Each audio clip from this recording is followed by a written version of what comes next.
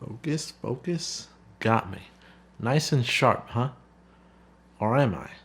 Magnus here. We're talking about the EOS-R and specifically the softness. And is the softness really a bad thing? I put that to the test. I don't have the EOS-R, but I do have the 5D Mark IV, which has been said to have the same sensor as the EOS-R. So I'm comparing it against my NX1 and GH5 as I've done in the past, and we're testing for basically the difference in softness, but does it really matter? Check it out.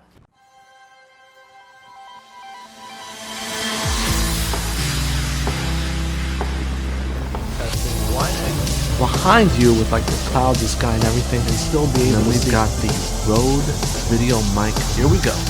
M50. What do you guys think?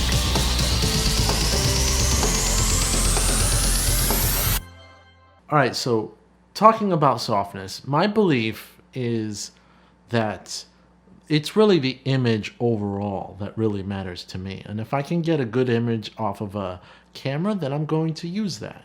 Now, the EOS-R has been talked about recently in plenty of different videos, and you can go check those out, that basically sometimes complain about the fact that it's not as sharp as other cameras, such as a Micro Four Thirds camera, or an APS-C size camera, or even the A7 III, which is pretty sharp and doesn't do a bad job. But does it really matter? In my opinion, I thought I was pretty satisfied with the image that I get off of the 5D Mark IV despite its softness. But let's check it out together and see what we got.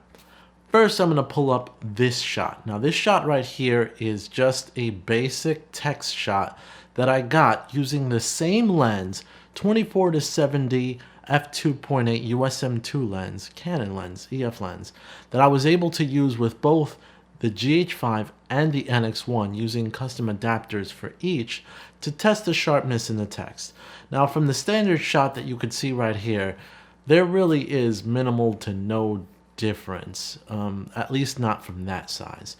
So when I zoom in and go to 300%, it still looks pretty similar. Now granted, I could have zoomed out a lot more to really test the graininess of it, but using the 24-70mm lens, I felt that a realistic shot was the one I portrayed. Now, from what you see from the zoomed in angle, you could kind of make out a little bit more details in the NX1 and maybe the GH5, but the 5D Mark IV pulls in great details anyway, so all three shots look pretty similar, and I thought this test barely showed me nothing, because that's not the point that I'm trying to prove. The point is, does it make an image look better? And what matters most to videographers and cinematographers is the skin tones.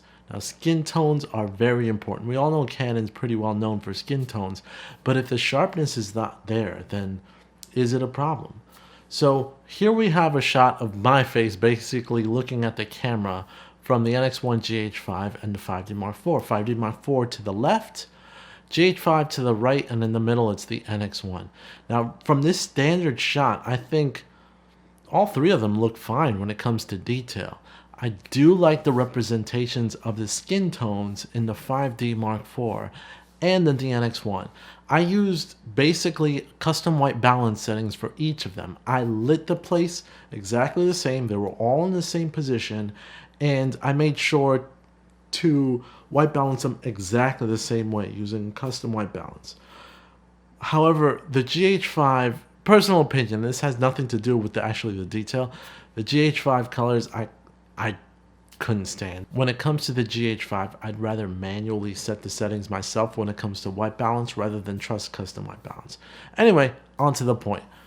Lots of detail in three of these shots, but you can tell that the 5D Mark IV is a bit softer. I'm not sure what the YouTube codec will do to this video, but at least if you're watching in 4K, you can see that it's probably a bit softer on the 5D Mark IV when compared to the GH5 and the NX1. And in fact, the GH5 is a bit softer than the NX1. The NX1 is pretty darn sharp.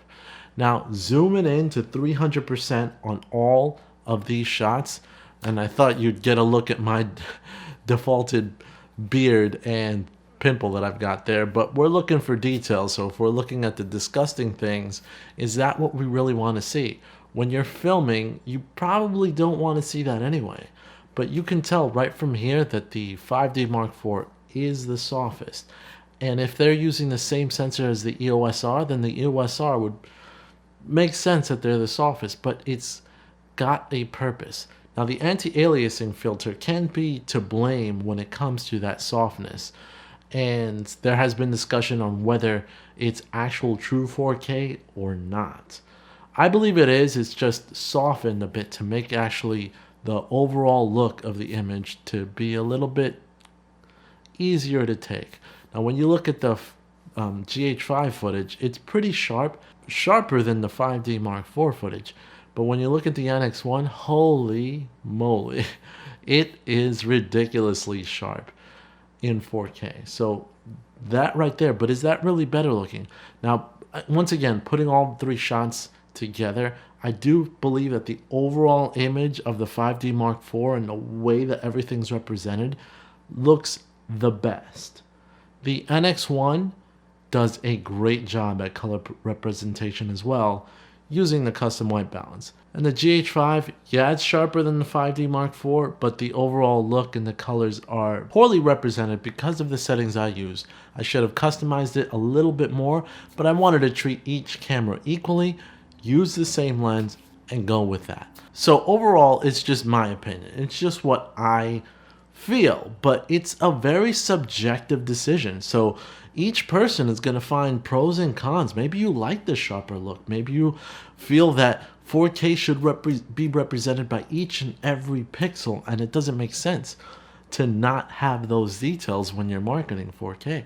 I don't know. It's up to you guys. My personal opinion, it's the overall image that matters. Even if you're filming in 1080p, a 1080p shot could look better than a 4K shot depending on how it's filmed, how the color represented, and the person watching it. So it's all up to you guys, I guess. So speaking to that respect, let me know what you guys think on what you just saw.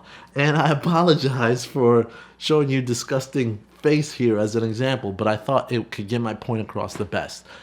As always, like, share, and you can make my day if you subscribe today. This is Magnus, and I'm out. See you guys next time, and hopefully with the Blackmagic Pocket Cinema Camera 4K. I ordered it long time ago, and I'm still waiting for that darn camera. We'll see. See you guys later.